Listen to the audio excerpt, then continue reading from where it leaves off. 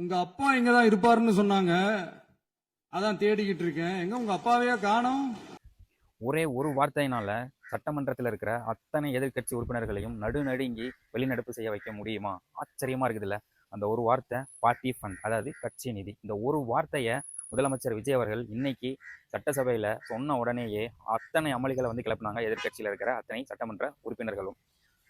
இதுவரைக்கும் முதலமைச்சர் விஜய் அவர்களை சைலன்ட் சிஎம், ஏன் பேசல, சட்டசபையில் வந்து அவர் அமைதியாக இருந்ததெல்லாம் கொஞ்சம் மார்க் பண்ணிலாம் பேசின, இல்லை சைகைகள் செய்த அத்தனை உறுப்பினர்களும் இன்னைக்கு கண்டிப்பாக வருத்தப்பட்டிருப்பாங்க.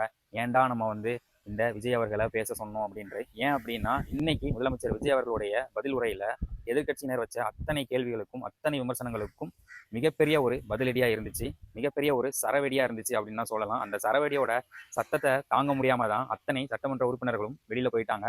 அப்படி முதலமைச்சர் விஜய் அவர்கள் சட்டசபையில என்ன பேசினாங்க அப்படின்றத கண்டிப்பா நீங்க பார்த்தே ஆகணும். ஏன் அப்படின்னா என்னோட வாயால சொல்றதை விட நீங்க பார்க்கும்போது அதோட எக்ஸ்பீரியன்ஸே வேற மாதிரி இருக்கும். இதோ அந்த காட்சிகள் உங்களுக்காக.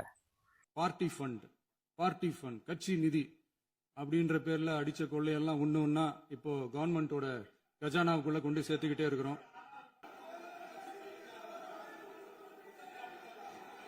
மறுபடியும் சொல்றேன், கட்சி நிதின்ற பேர்ல அடிச்ச கொள்ளைய ஒண்ணு ஒண்ணா கவர்மெண்டோட கஜானாக்குள்ளேயே கொண்டு சேர்த்துக்கிட்டே இருக்கிறாங்க.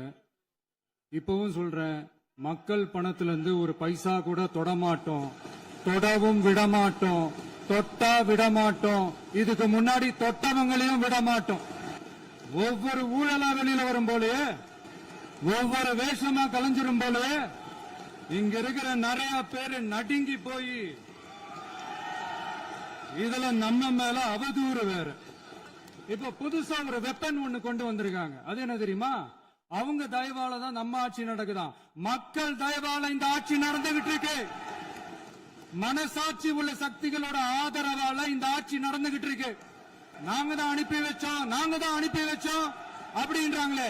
அனுப்பி வச்சவங்களுக்கு மினிஸ்ட்ரியில இடம் கொடுத்தா ஏன் கதறீங்க? ஏன் இவ்வளவு கோபம்? ஏன் இவ்வளவு கதறல்ஸ்?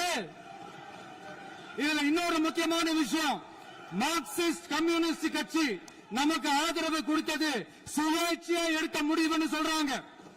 அதே மாதிரி இந்திய கம்யூனிஸ்ட் கட்சி நமக்கு ஆதரவு கொடுத்தது சுயேட்சையா எடுத்த முடிவுன்னு சொல்றாங்க.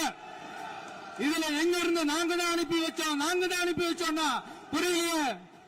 மக்களுக்கு நல்லா புரியும், எல்லாத்தையும் தெளிவா பார்த்துக்கிட்டு இருக்கிறாங்க.